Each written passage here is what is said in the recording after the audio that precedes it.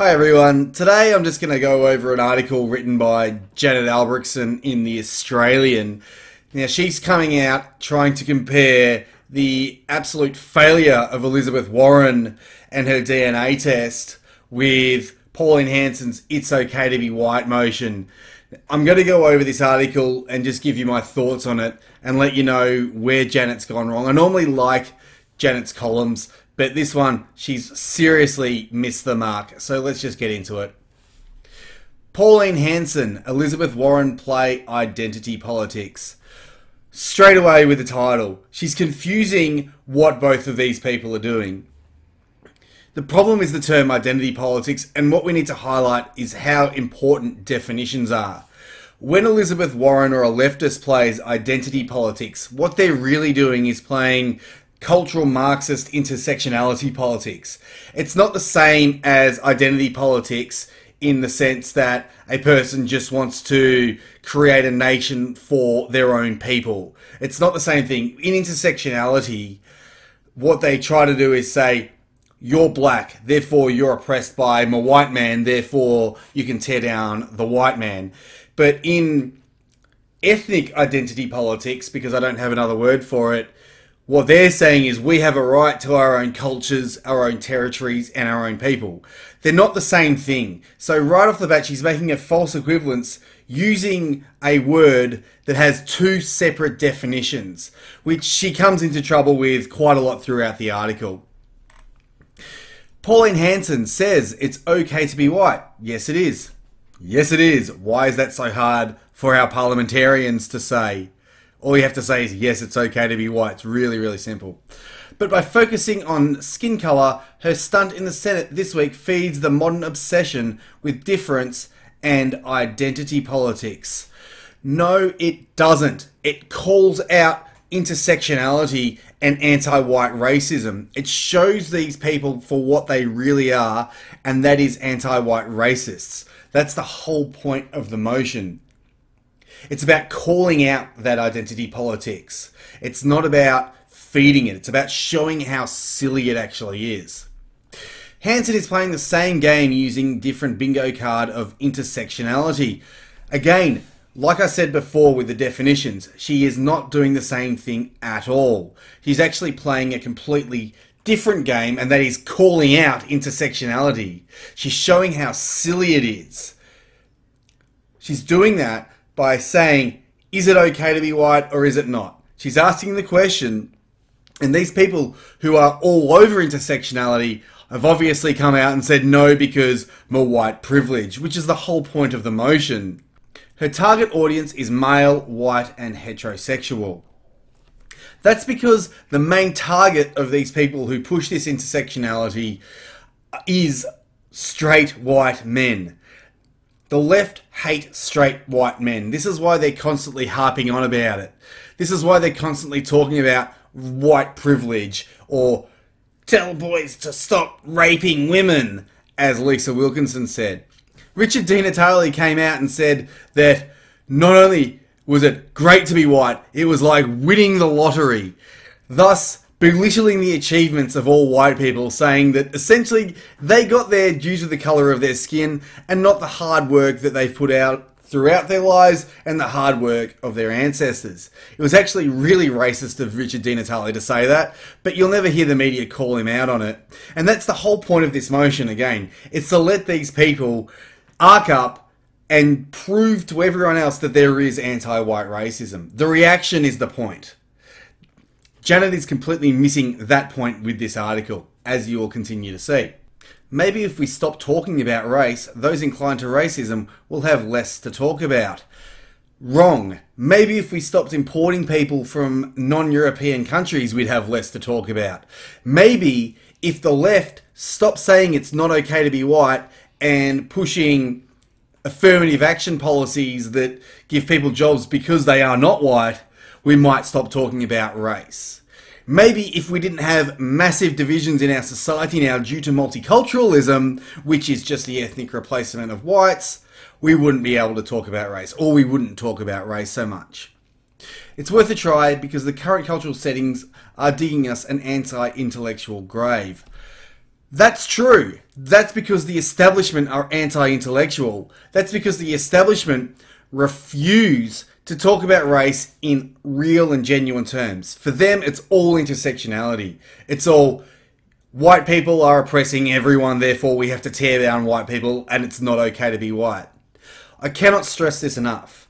I never wanted to get into race politics. I resisted it for a long, long time. But given our government is flooding our country with non-Europeans, changing the culture, changing the fabric of the nation, it's just something that I now have to talk about, because if I don't talk about it, the nation's going to be changed beyond recognition. It's already no longer Australia, and it's just going to get worse and worse and worse.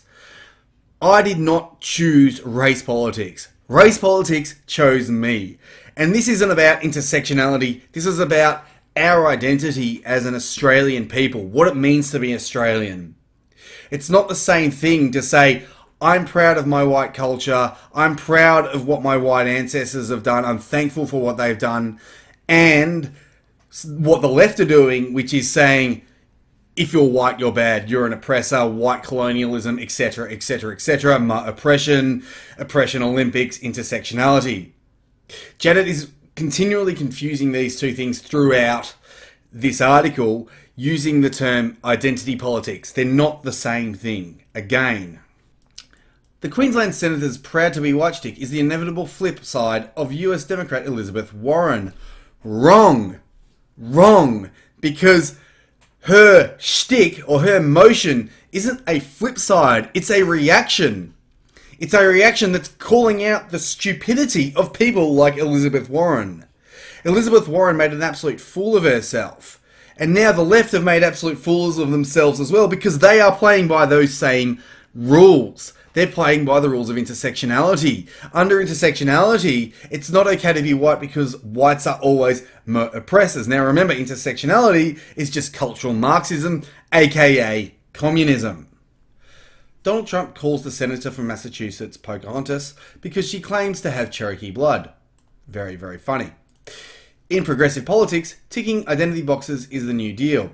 Hillary Clinton is female, Barack Obama is black, Warren, who looks set to make a run for the presidency in 2020, is female and claims to be Native American too. Bingo. It's a completely different thing for them to do that as it is for Pauline Hanson to put a motion out to say it's okay to be white, or even for someone to say, I'm proud of my white culture, I like my white culture, and I want my country to remain majority white. It's not the same thing. When these people do that, what they're saying is, vote for me because I'm black. Vote for me because I'm Native American. Vote for me because I'm a woman. Don't worry about all my other terrible policies and the fact that I'm a criminal and all this other rubbish. Vote for me because of these reasons, these identity reasons. And if you don't vote for me because of these identity reasons, that means you hate all people of that identity. AKA Hillary Clinton, who thinks that anyone who didn't vote for her was a racist, sexist, misogynist, you name it. This is pretty much how they operate. That's intersectionality. The "it's okay to be white" meme is calling that out. Pauline and Pocahontas serve one unintended but not unimportant purpose. They remind us that they are part of the problem, not the solution to identity politics. Wrong. Because again, Pauline Hanson shows exactly how stupid it is. She's made them look absolute fools on the left. Because they are so hung up on this identity politics, on their version of it, this cultural Marxist intersectionality, that they can't even vote yes to a motion that says it's okay to be white, meaning they are essentially admitting that it's not okay to be white. And they're flailing about over the motion, again, proves that. Their fixation on race is a surefire way to unwind the liberal project premise on universal rights, regardless of skin colour, creed or sexuality. Wrong. When Pauline Hanson says it's okay to be white, that's not saying it's not okay to be black, like Richard Di Natale said. That's not saying that non-white people have less inalienable rights than white people. It's not saying that they have less value as human beings. When the left do it, that's what they are saying. They're implying that because people of a certain race or ethnicity or sexuality or gender are oppressed, that means you can take the rights away from oppressor group. So yes, when Elizabeth Warren does it, it is completely and utterly in the face of the Liberal project of inalienable rights. But when Senator Pauline Hanson does it, all she's doing is calling that out. They aren't the same thing, despite the fact that you're using the same term to define both of them. This is the problem with definitions. This is why you need to make it clear that when the left does it, it's intersectionality and cultural Marxism, but when other people do it, that's identity politics. Warren's humiliation exposes the central flaw of identity politics. It bumps up against people who are fantastically prone to having a mind of their own. Her claim to be Native American heritage is a bridge too far even for her own side of politics. And it also shows that it's not okay to be white, because it is so not okay to be white that she claimed to be Native American despite only a very small fraction of her blood being Native American. This again is the whole point of the "it's okay to be white" meme and calling out that reaction. It's the same with Hanson's flawed attempt to press gang people into her own grid of identity politics. Again, wrong. All that motion is calling out the left's anti-white racism by showing people how they react. The whole meme was designed to make an innocuous statement and watch people react in stupid ways and thus prove that they are anti-white racists. Pauline Hanson has just proved that our establishment are anti-white racists. That's the whole point of it. It's not about playing oppression Olympics, although it does actually prove that there is a lot of anti-white racism, undoubtedly, but it's about calling out these racists, these intersectionality politics pushers. It's about showing them for what they are. Many people may agree with Hanson that the ideas of Western civilization are worth promoting, but they may reject just as fervently her low-rent race-baiting "it's okay to be white" motion. Completely, utterly misses the point. It's only race-baiting because the left are racists. If they weren't racists, it wouldn't be a problem. If they actually thought it was okay to be white, it wouldn't have been a problem. They would have just ticked. So the race-baiting is only possible because of anti-white racism, which is what the whole motion was about. Her claims that anyone who doesn't sign on to her full agenda is riddled with anti-white guilt is identity politics at its anti-intellectual worst. Wrong again, because if you don't say it's okay to be white, that means you're saying it's not okay to be white, which means you are a racist. Again, the whole point of the meme. Most people resist being told how to think. No one was told how to think. They could have voted yes, they could have voted no. They weren't told how to think. They weren't told they had to react like vile anti-white bigots. Yet they did. Again, that's why she did it, and that's why 4chan did it last Halloween. What to say how to vote on the basis of skin colour, race, or any other immutable trait. No one was told how to vote based on their own race. They were just asked whether they thought it was okay to be white. You can say it is okay to be white, or you can say it's not okay to be white. And our parliament has decided that it's not okay to be white.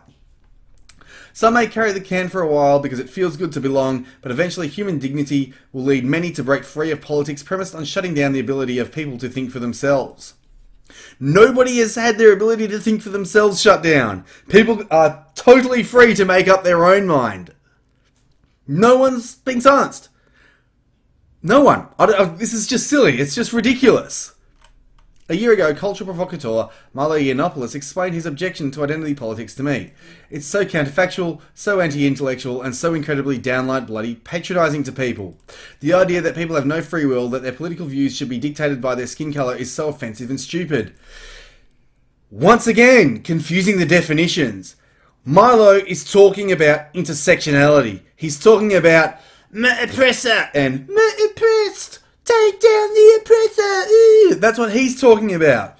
There is a difference between that kind of politics and saying it's okay to be white and I'm proud of my white heritage.